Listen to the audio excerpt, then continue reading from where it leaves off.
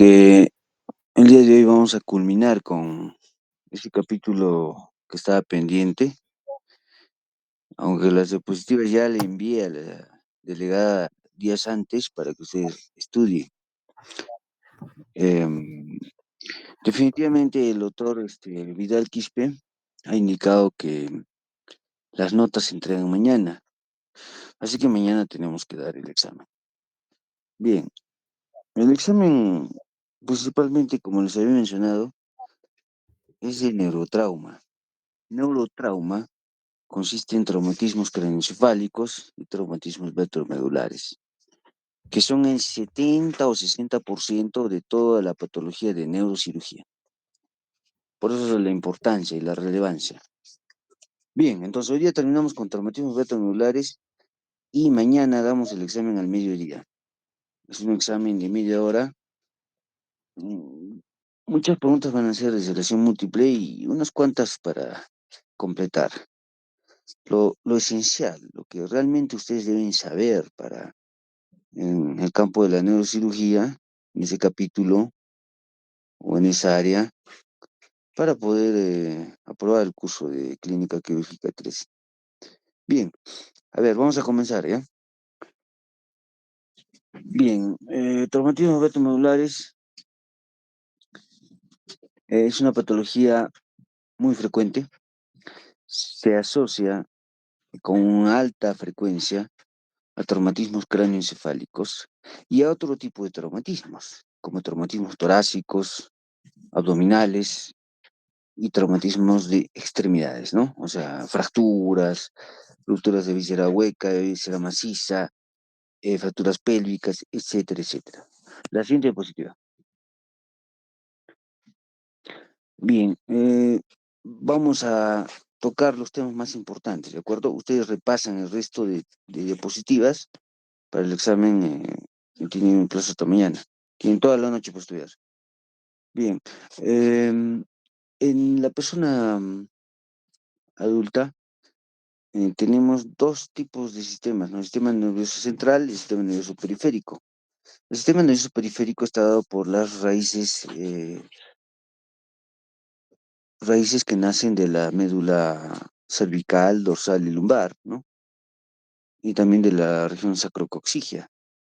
Entonces, cada una de estas raíces nerviosas constituyen los nervios raquídeos, que tienen un componente motor y un componente sensitivo. Componente motor que inerva músculos, articulaciones, y que consigue movimientos, ¿no?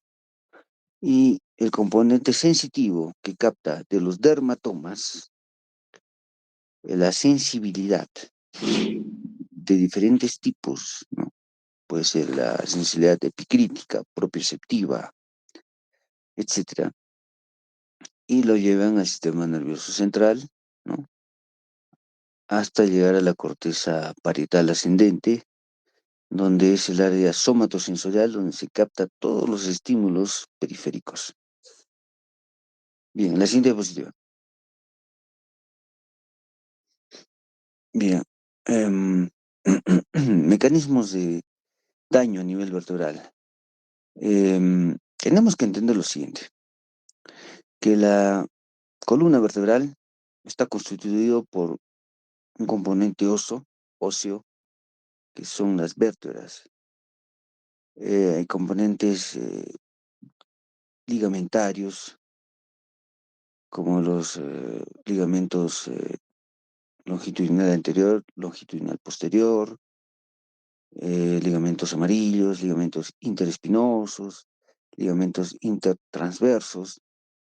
Los discos intervertebrales también son elementos blandos que ayudan a fijar la columna vertebral, ¿no?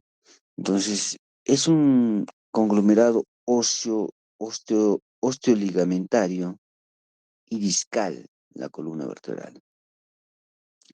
Todos en unión logran una estabilidad en la columna vertebral. Y esa estabilidad, cuando es alterada por un traumatismo, es cuando se condiciona una columna inestable que tiene que ser tratada quirúrgicamente o ortopédicamente, ¿no?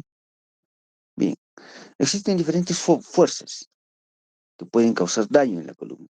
Las fuerzas de hiperflexión, flexión, las fuerzas de extensión o hiperextensión, las fuerzas de rotación, las fuerzas de compresión, las fuerzas de distracción, la fuerza de lateralización. Entonces, son los diferentes tipos de fuerzas que pueden causar daño a la columna vertebral. La siguiente diapositiva. Como vemos acá, el 45% está con las causas de TBM, el 45% accidentes en vehículo motorizado, accidentes de tráfico, autos, motos principalmente. Caídas es un porcentaje de un 20%, actos de violencia un 15%, deportes también un 15%, etcétera. La siguiente diapositiva. Acá vemos todo, ¿no? Motos, autos, deportes, de forma irracional. Hay personas que hacen deporte de forma irracional, irresponsable. Entonces, esas personas son las que finalmente tienen problemas de columna. La siguiente diapositiva. Acá tenemos proyectiles de arma de fuego en la columna. El proyectil de arma de fuego, así como en el cerebro, cuando lesiona la médula, causa un daño irreversible y definitivo, irreparable, una sección medular. Entonces, también es una causa de traumatismos vertebromedulares. La siguiente diapositiva. Las caídas, ¿no? Personas mayores, o en cualquier persona, nadie está libre. Las caídas de escaleras, de altura,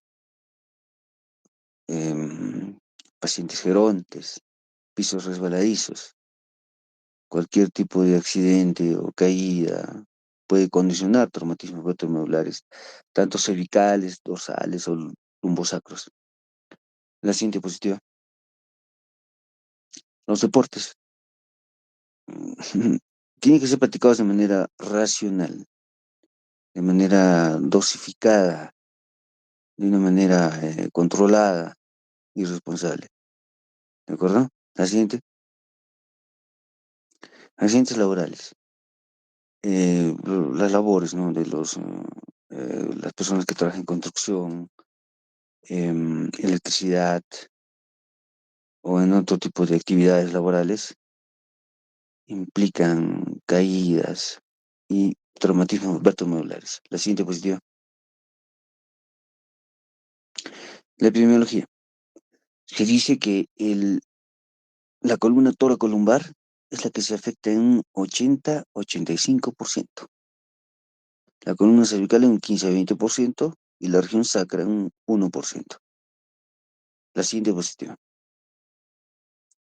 Pero lo que le llama más la atención es de que la unión toracolumbar, desde T11, o sea, torácica 11, torácica 12, L1 y L2, es afectada en un 50% de todos los casos. La mitad se produce a ese nivel. Luego de T1 a T10 un 40%, que es menor, ¿no? Lumbares en 7.9%. Es que en ese lugar, esa unión toracolumbar, es donde se encuentra el lugar de mayor movimiento, ¿no? El lugar de mayor movimiento en la columna. Es por eso que mm, hay ese tipo de lesiones a nivel toracolumbar en esos segmentos, por favor. Esto es muy importante que ustedes sepan. Y entonces lo que sucede es eso, ¿no? 50% de T11 a L2. Ahora, la fractura de columna torácica condiciona una sección medular completa en un 60% de los casos, incompleta en un 26% y intacta en un 12%. O sea, sección medular es cuando hay una ablación completa de la motricidad, de la sensibilidad en el nivel medular específico, por ejemplo, torácica 5. Si hay una lesión en T5, pues hay un síndrome de sección medular donde no hay motricidad, no hay sensibilidad, no hay control de esfínteres por debajo de ese nivel. El paciente está parapléjico, con anestesia en ambos miembros inferiores y no controla el esfínter vesical, el anal, etc. Ese es el concepto de sección medular. La siguiente diapositiva. Bien, a nivel cervical, un 80% de las lesiones están en C3 a C7, un 20% en C1 C2. Se dan cuenta que la mayor prevalencia está entre C3 y C7 porque son las vértebras que tienen mayor movimiento. Este traumatismo es muy frecuente, ¿no? Traumatismos cervicales generalmente causan cuadriplegia o cuadriparesia. ¿Cuál es? ¿Cuál es? Ya. Entonces, estamos acá viendo que las lesiones cervicales causan cuadriplegia o cuadriparesia, porque el dedo gordo de nuestra mano, el pulgar, el dedo medio y el dedo meñique, tienen una inervación específica. Por ejemplo, el dedo pulgar está inervado por la cervical 6, el dedo medio por la cervical 7 y el dedo meñique, o pequeño de la mano, está por la cervical 8, C6, C7, C8. Ojo, ¿de acuerdo? Eso es importante. La siguiente, por favor.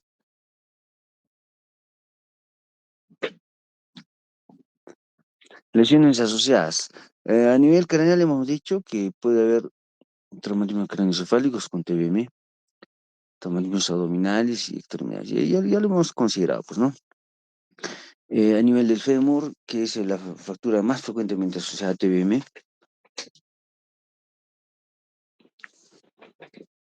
el fémur en un 40% aproximadamente. Siguiente diapositiva.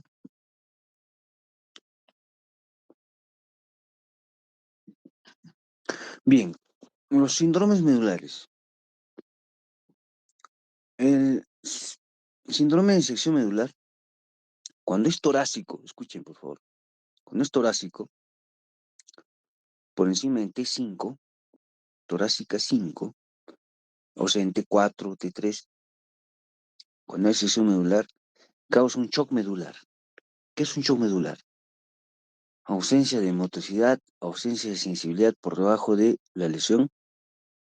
Además, hay hipotensión. El paciente está chocado, está en shock, ¿no? Hipotenso, la característica que lo diferencia del resto de shock es la bradicardia, vasodilatación cutánea, arreflexia ileoparalítico. Entonces, la diferencia entre shock medular y un shock séptico, por ejemplo, es la bradicardia. Porque en el shock séptico existe taquicardia, en el shock medular existe bradicardia, ¿no? Hipotensión hay en todos los tipos de shock. Entonces es importante que se produce por encima de T5. Déficit incompleto o síndromes medulares, por ejemplo, el centro medular, es muy característico, síndrome central, síndrome coronal anterior, o el síndrome hemisección medular o síndrome de bronce cuarto, cuando hay una lesión de un lado de toda la médula, ¿no? De la mitad de toda la médula, sea derecha o izquierda. Bien, la clínica de estos síndromes es muy importante conocerla. La siguiente diapositiva. Bien, el daño en la columna y en la médula es semejante a lo que hemos estudiado en nivel encefálico. Existen daños primarios y mecanismos secundarios de lesión. Daños primarios como la compresión, la deformación, la contusión o cuerpos extraños como por decir, arma de fuego. O mecanismos secundarios como la hipoxia, la hipotensión, el vasoespasmo o cascadas bioquímicas. Es semejante. Tenemos que evitar, por lo tanto, en un traumatismo vertebral también evitar la hipoxia o la hipoxemia, evitar la hipotensión, evitar el vasospasmo, ¿no? Y evitar las cargas bioquímicas o inflamatorias con dosis altas de metilprednisolona, por ejemplo, ¿no? La siguiente diapositiva.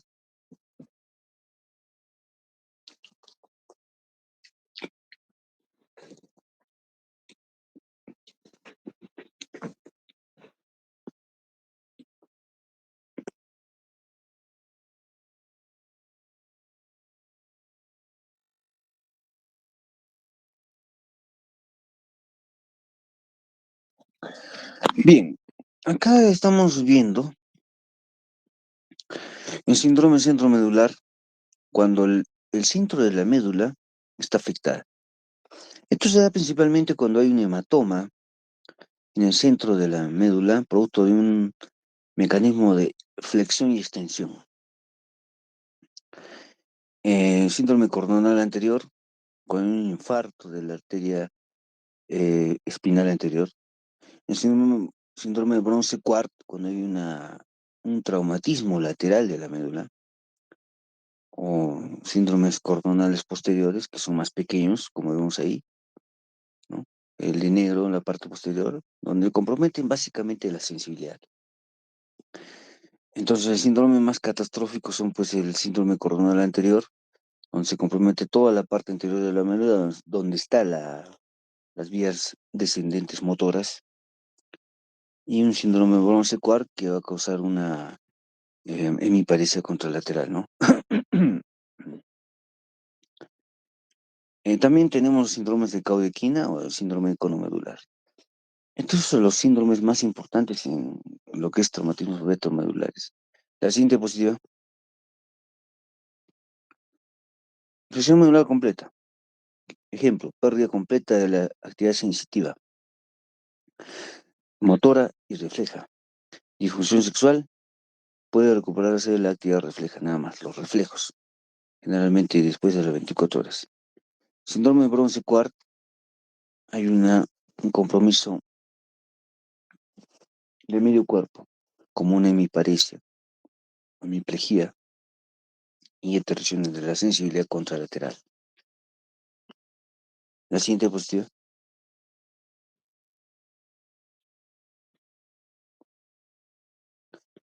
Bien, emigración medular ustedes lo van a estudiar, ¿ya? Sobre todo, ¿en qué consiste? Afectación motora ipsilateral y afectación de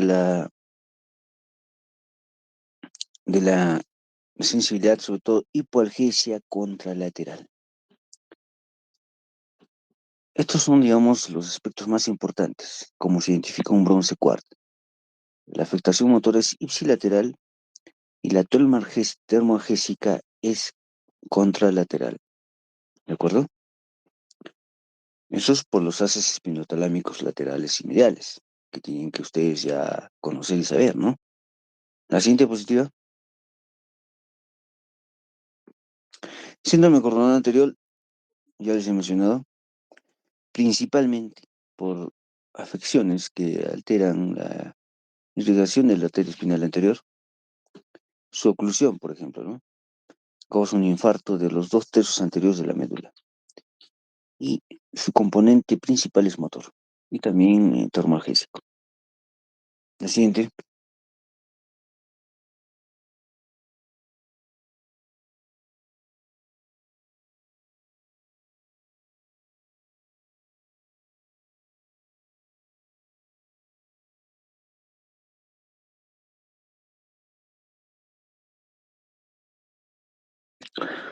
Bien, acá vemos en forma esquemática la arteria espinal anterior y las arterias espinales posteriores, ¿no?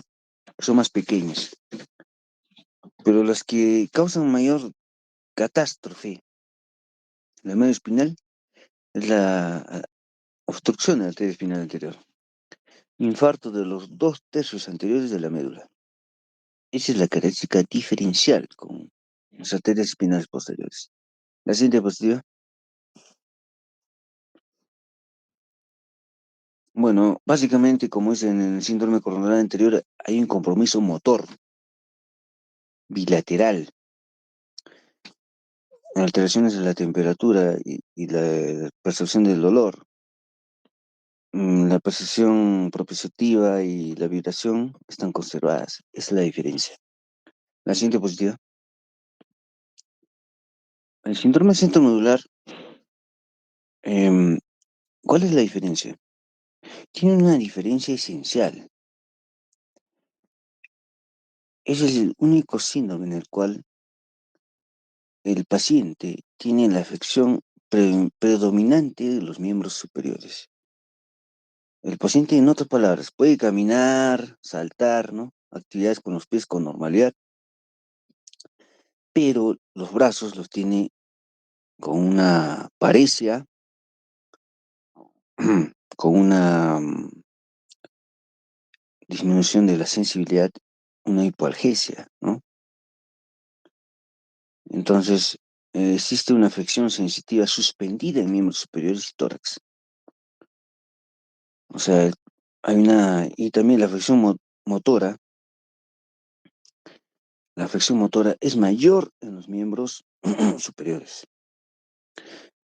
Les pongo un ejemplo. El paciente con síndrome centromedular no puede agarrar una taza, no puede escribir, pero sí puede caminar, saltar, correr. El paciente con síndrome centromedular no se da cuenta si una taza está caliente o está fría. No puede escribir, no puede alimentarse. Es que la afección es predominantemente del centro de la médula. ¿Y por qué esa diferencia? La vamos a ver. ¿Por qué? Tiene una explicación anatómica. La siguiente cuestión. Es justamente por esto. Ustedes ven acá en este esquema las fibras cervicales, torácicas, lumbares y sacras van del centro a la periferia. Entonces, en todos los ácidos, en el tracto espinotalámico lateral que capta el dolor y la temperatura, la sensibilidad y en la parte motora, ¿no?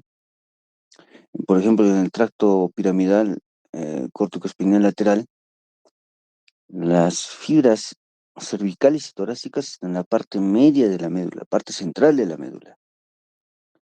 Y en el síndrome centromedular, esas fibras se afectan principalmente, tanto motora como sensitivamente. Por lo tanto, las fibras lumbares y sacras que tienen que ver con la inervación de los miembros inferiores están intactas, porque están más a la periferia, ¿no? Entonces, la parte central, que es cervicotorácica, está más afectada y por eso el compromiso es en tórax y miembros superiores. Esa es la explicación, esta es la anatomía.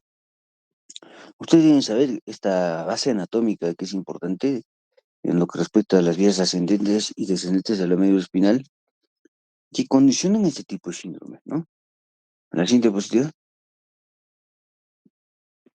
Síndrome coronal posterior, ya hemos dicho, básicamente pérdida de la sensibilidad vibratoria y propositiva bilateral por un traumatismo o un infarto de las arterias espinales posteriores, ¿no? Generalmente es por traumatismos. La siguiente diapositiva.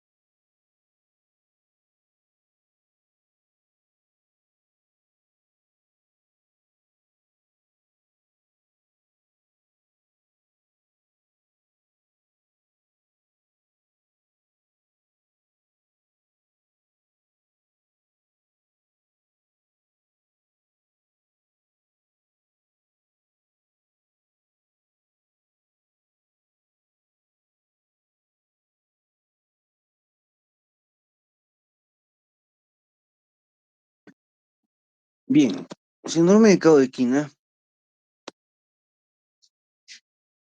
tiene una diferencia, digamos, marcada con el síndrome de cono medular.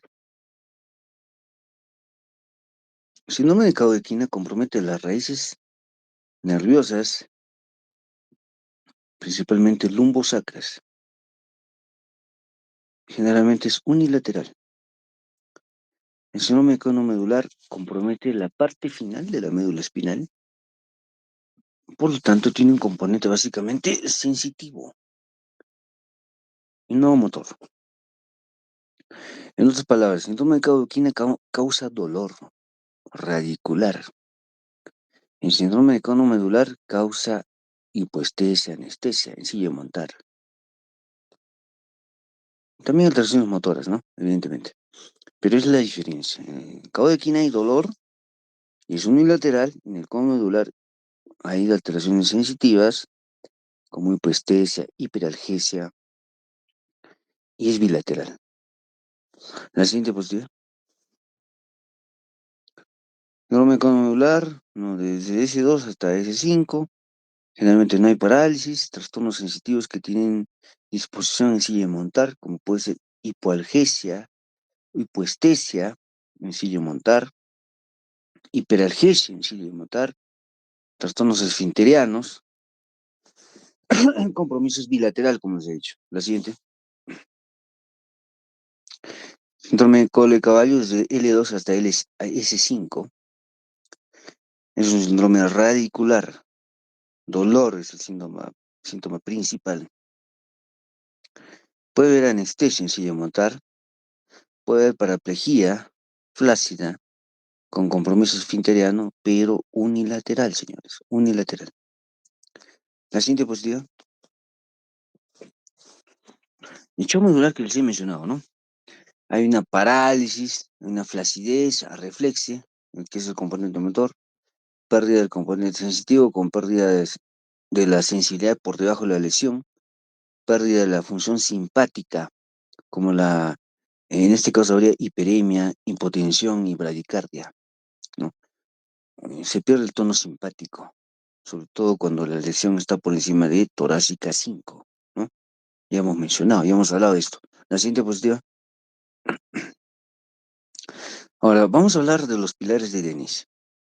En la columna lateral hay tres pilares de Denis. La columna anterior de Denis, que está conformada por la mitad anterior del cuerpo vertebral, con la mitad anterior del disco intervertebral y el ligamento longitudinal anterior. La columna media está constituida por la mitad posterior, la mitad posterior del cuerpo vertebral.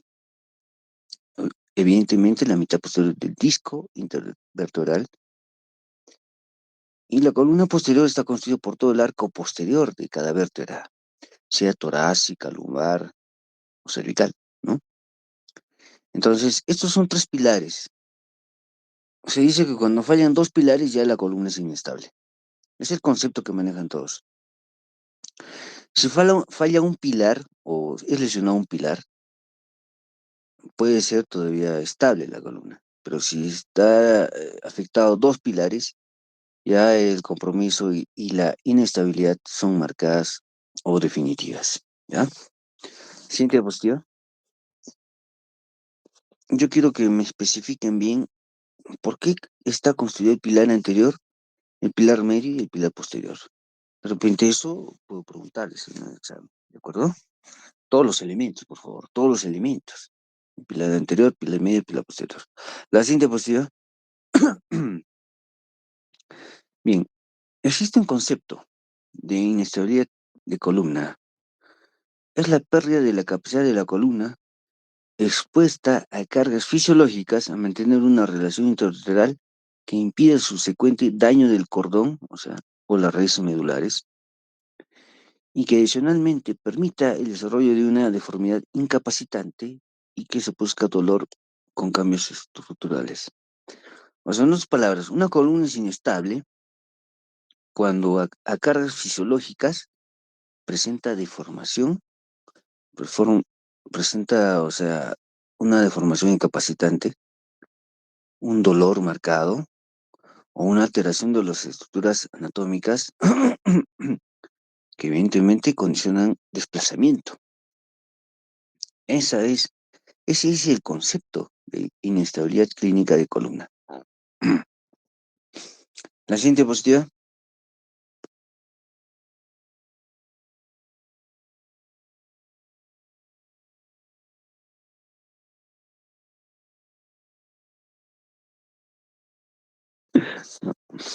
Bien, la clasificación de Bacaro ustedes la van a revisar.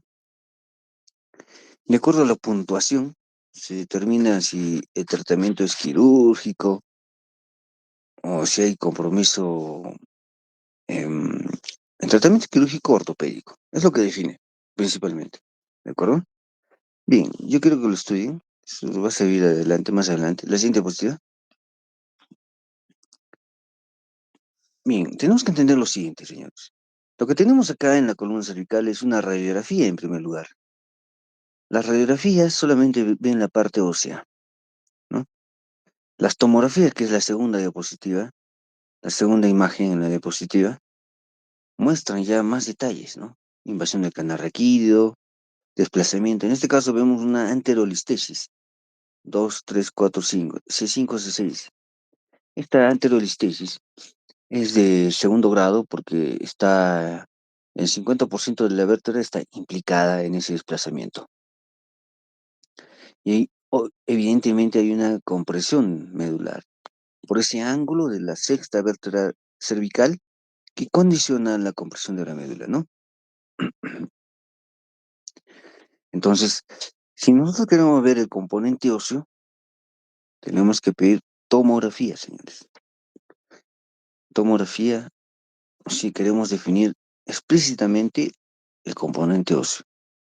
Y nos guía, sobre todo, para dar un tratamiento definitivo que consiste en estabilizar la columna vertebral a través de sistemas de osteosíntesis, sistemas de fijación transpedicular, translaminar o cervicales anteriores, por ejemplo, ¿no?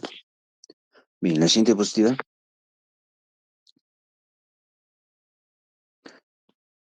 Lo que vemos acá es una tomografía que es una vista sagital, donde hay compromiso de varias vértebras.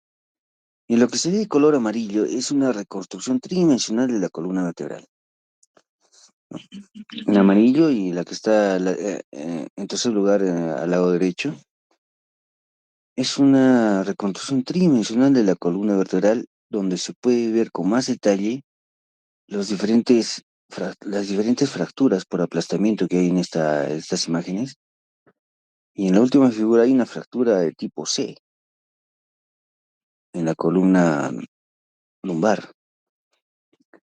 La siguiente. La resonancia nos define sobre todo componentes blandos, componentes de tejidos blandos. A diferencia de la tomografía que ve la parte ósea, la resonancia ve el componente de tejidos blandos. Nos ve específicamente la médula. Con la tomografía no vamos a ver la médula en forma definida. No vamos a ver de una manera clara si la médula está afectada o no. Pero con la resonancia vamos a ver todos estos detalles que estamos viendo en las imágenes. Las tres imágenes son resonancias.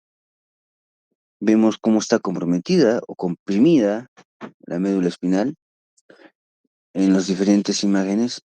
En la segunda, donde hay un círculo rojo, vemos cómo es que un ángulo óseo o de tejidos blandos se está comprimiendo de una manera severa la médula espinal, ¿no?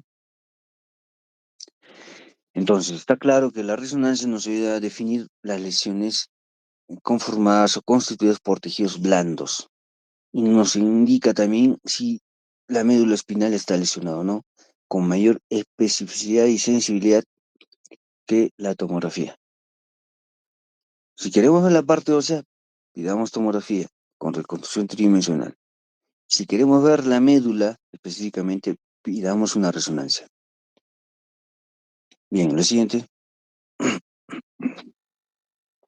Acá vemos la diferencia entre una tomografía y una resonancia.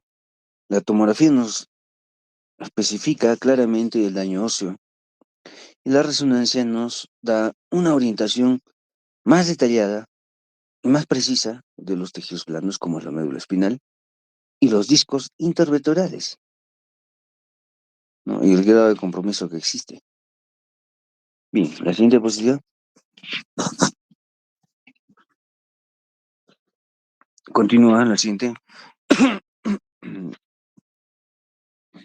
Bien, la localización de las fracturas de la columna vertebral más frecuentes de T10 a L2, como hemos visto, 55%. Luego viene L3, L5, 17%. Luego C3, C7, cervical 3, cervical 7, 13%. Son los más frecuentes. La siguiente diapositiva. Fractura del atlas, fractura del axis, dislocación de C1, C2, fracturas de los pedículos de C2, fracturas de C3 a C7. La siguiente. La fractura de la odontoides, en que sería la segunda vértebra, el axis, es frecuente. Tiene un tratamiento muy específico, ¿no? Que puede ser con osteosíntesis a través de tornillos que van a fijar la posodontoides. La posodontoides es la que más se fractura en el axis, en los traumatismos cervicales. Es muy frecuente la fractura de la posodontoides del axis. La siguiente diapositiva. Es importante que sepamos las radiografías, ¿no? Cómo es el arco anterior, el arco medio y el arco posterior. Ahí se ven los tres arcos en la radiografía lateral. El arco anterior está constituido por el borde anterior de los cuerpos vertebrales. El arco medio, o la línea media, está constituida por el borde posterior de los cuerpos vertebrales. Y la línea posterior, cervical posterior, está constituida por la unión entre las láminas y la fosa espinosa. ¿Listo? Bien. La siguiente diapositiva. También debemos saber que existen radiografías de columna cervical funcionales. ¿Qué consisten? En que el paciente tiene que hacerle flexionar y extender la columna cervical y tomar una imagen en flexión extrema o máxima y en extensión, o sea, en extensión de la columna cervical máxima o extrema para ver si hay un desplazamiento. Estas se llaman radiografías cervicales funcionales, donde se toman radiografías para detectar desplazamientos o listesis en movimientos de flexión y extensión. Porque hay situaciones en las cuales las luxaciones o las listesis, en este caso de la columna cervical, solamente se hacen evidentes al flexionar o al extender la columna cervical. La siguiente, por favor. Bien, la posodontoides es importante, está anclada a lo que es el atlas, ¿no? O sea, es un complejo osteoligamentario. Las dos primeras vértebras cervicales, tanto el atlas como el axis, forman un complejo osteoligamentario que tiene que ver con la rotación de la cabeza, señores, en unión con el cuello, o sea, en conjunción con el cuello. Entonces, este complejo permite la rotación de la cabeza, porque las facetas articulares occipitales del hueso occipital encajan en, en las carillas articulares del atlas, ¿no? Y esa área, pues, prácticamente no tiene movimiento.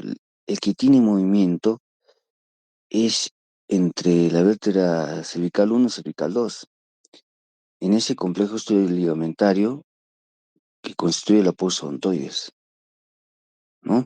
La posodontoides y el ligamento transverso, que es un elemento importante de estabilidad de la columna cervical alta, de la unión cráneo-cervical.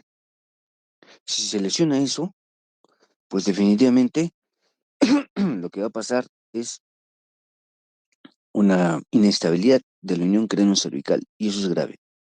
Puede condicionar incluso una sección medular cervical alta con una subsecuente eh, alteración del nervio frénico que nace a nivel de C4, y eso es una parálisis del diafragma, del músculo diafragma que une el tórax y el abdomen.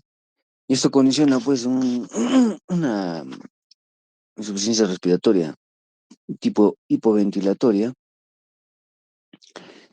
que de alguna manera puede causar la muerte del paciente. La siguiente diapositiva. Acá tenemos el atlas que a veces se fractura, ¿no? En su segmento anterior, en su arco anterior, en su arco posterior, etcétera.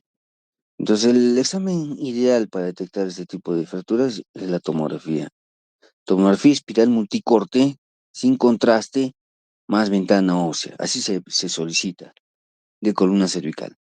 Podemos darle el foco, ¿no? Foco C1, C2, dependiendo de dónde queremos que nos hagan más detalles o más cortes de esa tomografía. La siguiente diapositiva. Acá vemos una hipótesis de fractura del arco anterior del atlas, que si no hay desplazamiento es ortopédico el manejo, con un yeso de Minerva o un collarín de Filadelfia, que lo vemos ahí, el collarín de Filadelfia. Por 3 o 6 meses, esta fractura consolida. La siguiente diapositiva. Acá tenemos la fractura de Jefferson en el atlas. La fractura de Jefferson en sí es una rotura completa de la vértebra en 4 fragmentos, anterior, posterior y laterales, ¿no? Esto se produce sobre todo cuando hay mecanismos de compresión a nivel cráneo cervical, ¿no?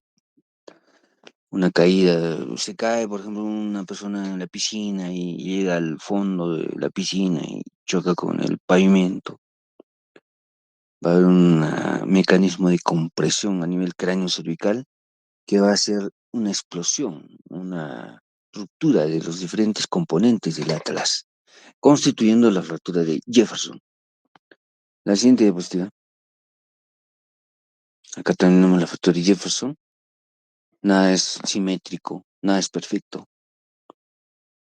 Cuando no hay compromiso neurológico, cuando no hay mucho dolor, la fractura de Jefferson se trata con un halo vest, lo que vemos ahí, halo craneal, por 6 meses. Y el paciente, esta fractura consolida y el paciente queda, pues, si está intacto neurológicamente, queda así, ¿no? Es importante inmovilizar si queremos eh, tratar este tipo de pacientes, porque la fractura de Jefferson generalmente se tendría que operar en 360 grados, o sea, una cirugía anterior por la boca y una cirugía posterior por la región occipital, ¿no? Entonces, es una fractura difícil de tratar. Generalmente se trata de forma ortopédica. La siguiente diapositiva.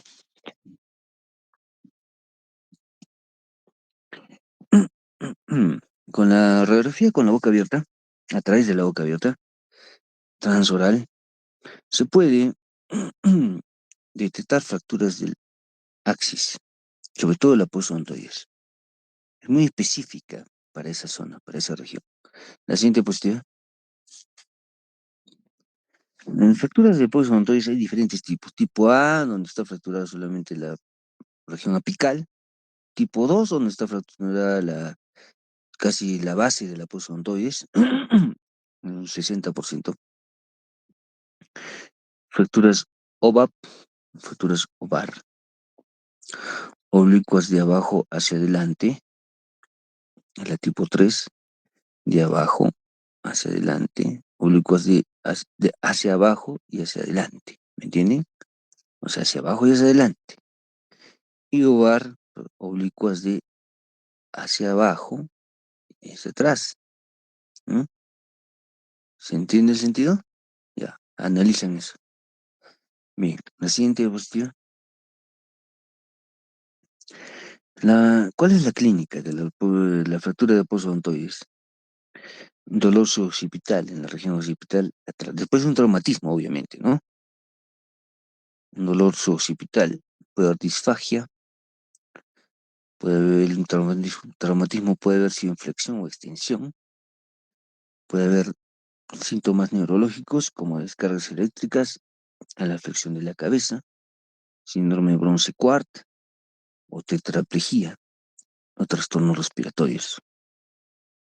Porque evidentemente hemos dicho, si la lesión está por encima de C4, en C4 nace el nervio frénico, la red del nervio frénico que inerva el diafragma. está por encima de eso, va a haber una hipoventilación por parálisis del diafragma, el paciente pues hace un paro respiratorio, ¿no? Bien, la siguiente diapositiva. Ese tratamiento ortopédico de muchas fracturas cervicales, yeso y Minerva, así le llaman, ¿no? Que es un yeso tóraco cervicocraneal, antiguo. Actualmente ya no se usa, pero es necesario que lo conozcan.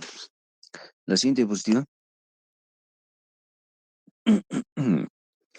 Fracturas desplazadas en flexión, de la posodontoides sobre todo, ¿no? Hay un riesgo medular moderado, posible desplazamiento. Em, Cuando no hay desplazamiento, está indicado el tratamiento ortopédico. Entiendan eso. Cuando no hay desplazamiento, no hay compromiso neurológico, tratamiento es ortopédico con aloes o yeso Minerva.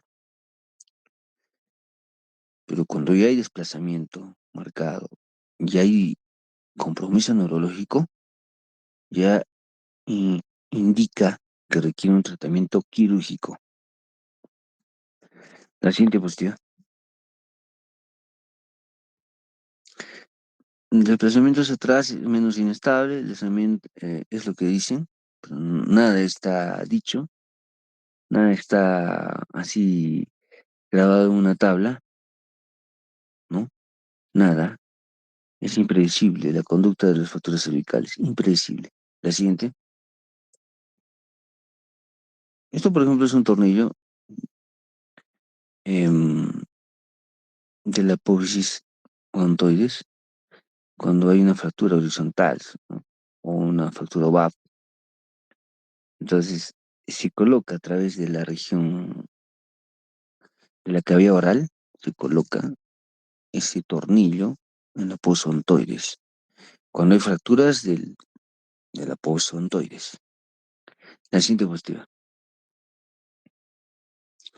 También se puede hacerse clases con alambres, pero eso se hacía en la antigüedad. Ahora ya no. Ahora hay sistemas de fijación cervical, anterior, posterior.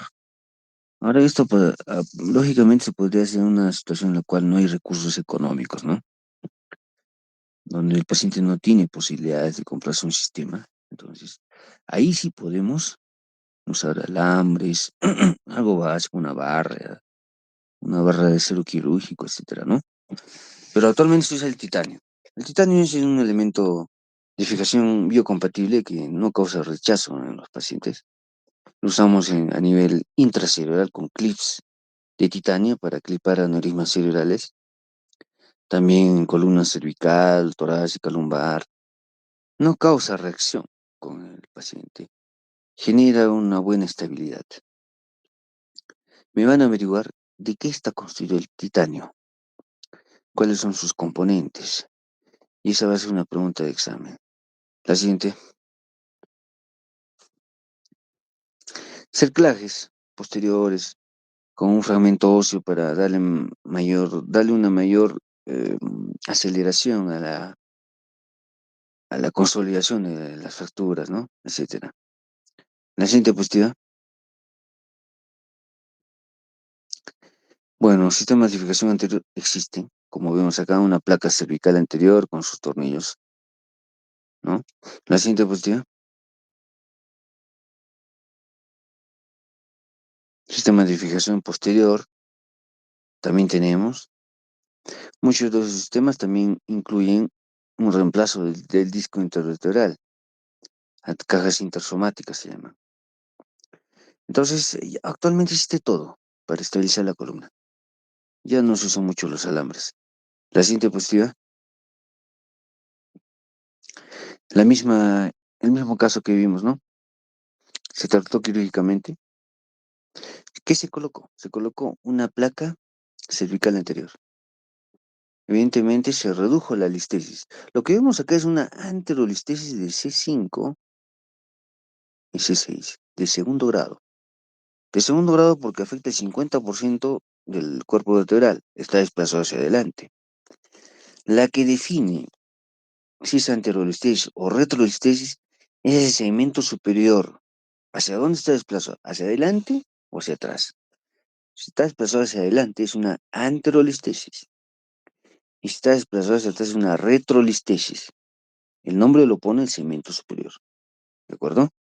Bien, la siguiente cuestión. Acá vemos, ¿no? La placa cervical anterior que se ha colocado con dos tornillos, con cuatro tornillos y un injerto, obviamente, en el disco, en caso de anterolistesis. Y también se puede poner en la parte posterior los tornillos transpediculares o articulares en la columna cervical. Actualmente ya existen estos sistemas, se colocan, incluso en Puno ya hemos colocado, son para fracturas cervicales. La siguiente cuestión. Ahora, en la clasificación de la AOSPI, existe tres tipos de fracturas. La tipo A, por compresión, la tipo B, que es por distracción, y la tipo C, que por una mezcla de fuerzas rotacionales, principalmente de rotación o de cizallamiento. Evidentemente, las más graves son las de tipo C, ¿no? La siguiente diapositiva,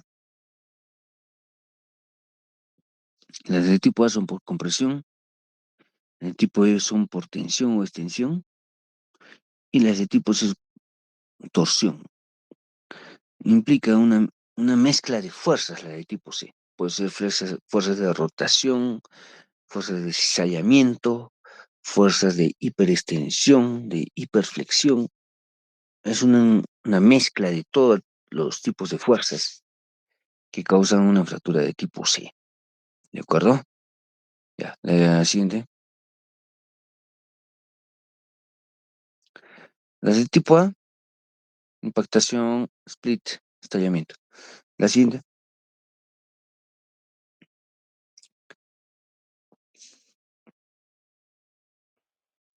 La siguiente, por favor.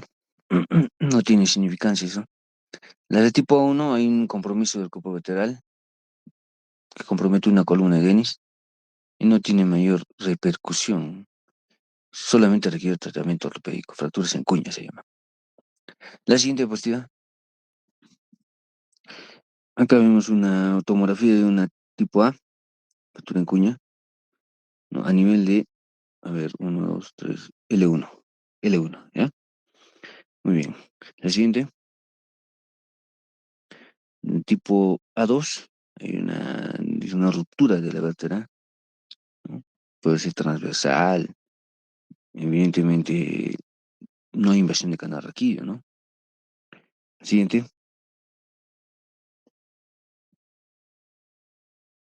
es tipo A2 también, ¿no? La siguiente, A3, es un estallido de la vértebra. En este caso, puede haber invasión de canal raquídeo. Generalmente hay invasión de canal raquídeo. Bien, la siguiente. Acá vemos que hay invasión de canal raquídeo, ¿no? Un porcentaje mínimo, 15-20%. Y generalmente las fracturas ya son quirúrgicas, cuando hay compromiso de canal raquídeo, ¿no? La siguiente, tipo 4, estallido completo. Hay una destrucción completa de la vértebra que puede implicar una invasión de canal raquídeo y daño medular o daño de raíces nerviosas, ¿no? Dependiendo del nivel donde está la fractura. Lo que requiere este tipo de fractura es un reemplazo corporal. Se tiene que reemplazar la vértebra, el cuerpo vertebral, por vía posterolateral o por vía anterior. ¿Listo? La siguiente,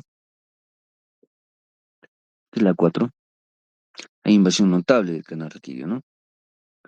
Más del 50% del canal raquídeo y el cuerpo tiene que ser reemplazado por una canastilla, generalmente por una canastilla de titanio. ¿Ya? La siguiente, tipo B. Tiene ese concepto, falla del complejo ligamentario posterior, ligamento longitud anterior. La siguiente, son lesiones por distracción, principalmente, distracción. Ya el resto ustedes lo estudian. La siguiente, por ejemplo, es una tipo B, ¿no? B1. Acá compromete cuántas columnas. las tres columnas de Denis. Evidentemente el tratamiento de esto es quirúrgico. Hemos dicho más de dos columnas y es quirúrgico, ¿no? La siguiente, B1 compromete el cuerpo lateral y también el arco posterior, ¿no? La siguiente, B2, también hay compromiso del ligamentario posterior, aparte de haber un compromiso del cuerpo lateral, de la parte ósea y del arco posterior, hay un compromiso ligamentario posterior.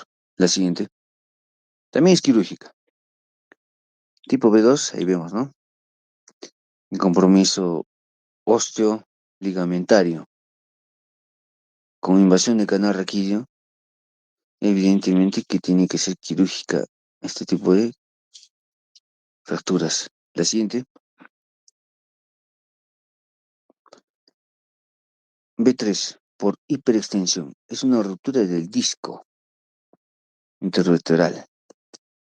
Entonces, la B3 evidente, requiere una fijación transvehicular por vía posterior y con tornillos y barras. Es inestable. Cuando se rompe todo el disco, es una fractura inestable. Esta vértebra se puede desplazar hacia adelante, hacia atrás, sin ningún problema.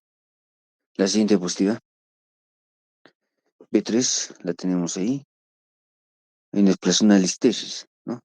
La siguiente, tipo C. La siguiente, hemos dicho que las de tipo C son producidas por una fuerza de cizallamiento rotacional, una mezcla de restos de fuerzas, son las más graves, porque generalmente se acompañan de sección medular o daño severo de las raíces nerviosas. Generalmente se produce en la unión toracolumbar, el lugar más frecuente. Bien, causan paraplegia, anestesia, caudal al nivel de la lesión. Son las fracturas más complejas y que te dejan a una alta prevalencia de secuelas neurológicas como paraplegias, ¿no? Y tener en cuenta eso, siempre. La siguiente. Las de tipo C son fracturas en la cual las fuerzas hacen que haya una disrupción completa del eje de la columna vertebral. Sean fuerzas de cizallamiento, fuerzas de flexión, fuerzas de distracción, fuerzas de lateralización, etcétera. Todas pueden causar una disrupción del eje vertebral. Y esas son las fracturas de tipo C, son las más severas. Todos los tipos de fuerzas están implicadas en la producción de este tipo de fracturas. La siguiente cuestión, el tipo C, ¿de acuerdo? Todo está roto. Aparte de haber un desplazamiento anterior, hay un desplazamiento lateral, hay una invasión de canal raquídeo, el paciente generalmente está parapléjico. La siguiente positiva. Inestabilidad ya lo hemos visto, pues, ¿no? Y hemos dicho que a cargas fisiológicas hay una deformidad, hay dolor y alteración de las estructuras. Ese es el concepto de inestabilidad de columna. A cargas fisiológicas hay esos factores. La siguiente, descompresión e instrumentación espinales. Es importante que actualmente los conceptos de descompresión es, es primordial, porque en una fractura vertebral generalmente hay compresión del canal raquídeo y es esencial la descompresión. Sacarle el arco posterior sobre todo. Y instrumentar, o sea, poner esos tornillos y esas barras que están viendo ahí. La siguiente diapositiva. Acá vemos una fractura toracolumbar, ¿no? La fractura, no haciendo muchos detalles, mejores tomografías. La siguiente. Acá vemos una fractura de tipo C en radiografía, así se ve, ¿no? Una dislocación completa de la columna, una disrupción completa del eje de la columna. La siguiente. Aquí vemos casos reales, ¿no? Casos que nosotros hemos tratado. Una fractura a nivel torácica, torácica 5 y 6. Hay una sección medular a ese nivel. El objetivo de la cirugía solamente ha sido estabilizar la columna y descomprimir, nada más. Porque el pronóstico del paciente es malo, o sea, neurológicamente va a quedar con paraplegia. Se le reemplaza el cuerpo lateral, como vemos ahí, con una canastilla de titanio. Son las canastillas de titanio, así son. Una especie de gata pequeña, ¿no? Gata para levantar las llantas, las antiguas gatas, para levantar cambiar los neumáticos de los autos, ¿no? Los tornillos transpediculares y las barras, ¿no? La siguiente diapositiva, la famosa reconstrucción tridimensional, donde veo una fractura en aplastamiento lumbar, ¿no? Es importante pedir esta reconstrucción tridimensional. Cuando pidamos tomografías, piden más reconstrucción tridimensional de columna vertebral, lumbar, etc. La siguiente diapositiva. Acá vemos, ¿no? Una fijación transpedicular con 4 tornillos, 2 arriba, 2 abajo y dos barras posteriores. Generalmente la vértebra que está afectada no se instrumenta, no se coloca un tornillo porque es una vértebra que está rota, ¿no? Y que no va a dar estabilidad. La siguiente diapositiva. Vuelvo a la anterior, a ver. Ya, acá se hizo ligamento-taxis. ¿Qué es esto? Con tornillos de Schwanz, estos tornillos son especiales. Tienen la capacidad de distraer, o sea, el cuerpo que está aplastado, que es el del medio, lo recuperan la altura del cuerpo a través de un mecanismo de, digamos, distracción, divergencia de estos tornillos. Y una vez que está con solo la máxima divergencia de estos tornillos, superior e inferior estamos hablando, es cuando se fijan los tornillos y se queda ahí en esa divergencia que favorece la recuperación de la altura del cuerpo vertebral, apoyándonos en la ligamento taxis, que es la integridad del ligamento longitudinal anterior que está formando parte de la columna anterior de Dennis, que ustedes tienen que saber, ¿ya? La siguiente. Aquí están los tornillos transpiculares colocados de forma perfecta, precisa. Esto es transpediculares. Los transpediculares se colocan a través de los pedículos de las vértebras, ¿no? Tienen que estar dentro del cuerpo lateral. Nunca irse por dentro, porque dentro está la médula, ¿no? Hay que tener precisión, orientación espacial, ¿no? En los diferentes ejes para tener esa precisión y colocar estos tornillos. Nosotros lo hacemos manualmente, pero ya en Lima, en otros países lo hacen con neuronavegador. O sea, es en vivo, una tomografía en vivo que se coloca progresivamente el tornillo y vamos viendo el progreso de la inserción. Eso es neuronavegación. Este caso es manualmente, ¿no? Y manualmente también somos hábiles para eso, ¿no? En la siguiente, acá vemos una fractura, ¿no? Una vértebra lumbar, tórax lumbar, donde se hace la reducción y la estabilización de la columna. El objetivo de la instrumentación transpedicular es la recuperación del eje de la columna vertebral, eje longitudinal, ¿no? La descompresión y la alineación de las vértebras. Obviamente la recuperación del canal raquídeo, ¿no? De la patencia del canal raquídeo. Bien, la siguiente. Acá se colocó un tornillo en L4, L5, S1. En sí, 6 tornillos son. Se coloca bilateral, siempre derecha-izquierda. Cuando había una listesis de L5, S1. Entonces se colocan los tornillos en 3 niveles y barras posteriores. que reducen esas listesis o luxaciones anteriores, ¿no? La siguiente. Bueno, el tratamiento esencial, en primer lugar, es la inmovilización del paciente, con collarines cervicales, con tablas que abarcan la región torácica hasta los pies, ¿no?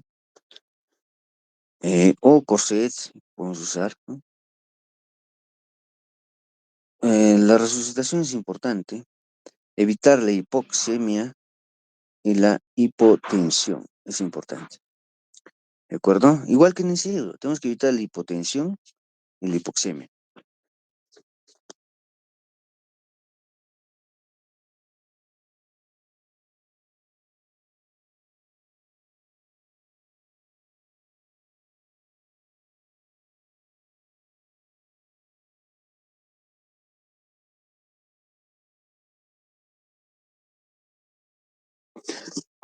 Entonces, como le decía, tenemos que evitar la hipotensión y la hipoxemia. Igual que en el cerebro, evitar la injuria secundaria. Terapia farmacológica, los corticoides o las nuevas drogas que están saliendo para evitar la liberación de los mediadores excitatorios a nivel neuronal, es importante, pero son drogas que todavía están en etapa de ensayo clínico. No están, su efectividad no está probada. Alineación de la vertebral es importante. Restauración de la anatomía es muy necesaria para aquellos casos en los cuales hay una pérdida, una listesis, una disrupción de la columna vertebral, ¿no? Y es importante, como les mencionaba, la estabilización y la descompresión medular. ¿Listo? La siguiente, por favor. Acá, por ejemplo, el collarín cervical importante para fijar la columna cervical, las tablas, que en todas las ambulancias, en todos los serenazgos, en todas las unidades de bomberos, existen las tablas para trasladar pacientes, porque es una norma ya mundial para el manejo de traslado de estos pacientes, ya. Ya no solamente se trabaja a nivel hospitalario, sino también en el prehospitalario, tratando de evitar mayor daño vertebral o medular, usando collarines y tablas. Las siguientes. Bueno, estudio NASIS 2 demostró que los corticoides, sobre todo la metipeninsolona, dado dentro de las primeras 24 horas, otros dicen dentro de las primeras, iniciados dentro de las primeras 8 horas de producir el traumatismo, puede causar una mejoría neurológica. La dosis de metipeninsolona es de 30 miligramos por kilo de peso en bolo. Si pesa 70, digamos, 70 por 30, 2100 miligramos. Entonces le ponemos 2100 miligramos en bolo de metipenicilona en 15 minutos. Y una infusión de 5.4 miligramos por kilo por hora durante las siguientes 23 horas de metilprednisolona, ¿no? Entonces, esto se da no en todos los casos, en los casos que tienen 8 horas de evolución y en los casos en los cuales la lesión medular es parcial. Cuando ya hay sección medular, ya no se puede dar corticoides porque no hay, los resultados generalmente son negativos, porque cuando hay sección medular ya no ayudan los corticoides. Solamente se da dentro de las primeras 8 horas y cuando hay lesiones parciales, o sea, daño parcial, compromiso parcial, neurológico parcial, ¿no? Bien, la siguiente.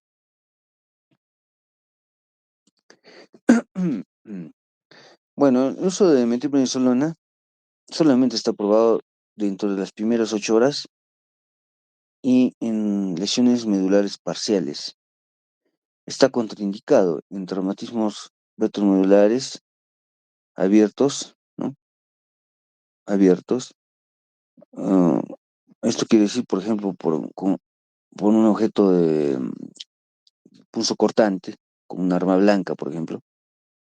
Cuando hay ese tipo de lesión y lesión medular, no se tiene por qué dar corticoides porque la médula está seccionada y en la sección medular los corticoides no cumplen ningún beneficio más pueden causar un estado de insuficiencia suprarrenal aguda, un estado de hiperglicemia, un estado de inmunodepresión, ¿no?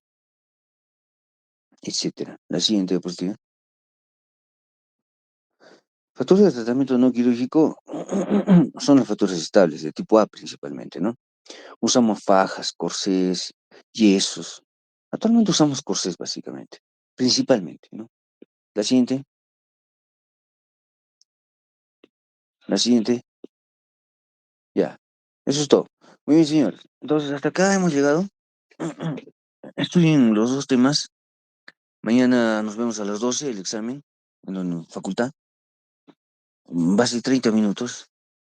Son máximo 20 preguntas. Muchas son de selección múltiple y algunas para completar.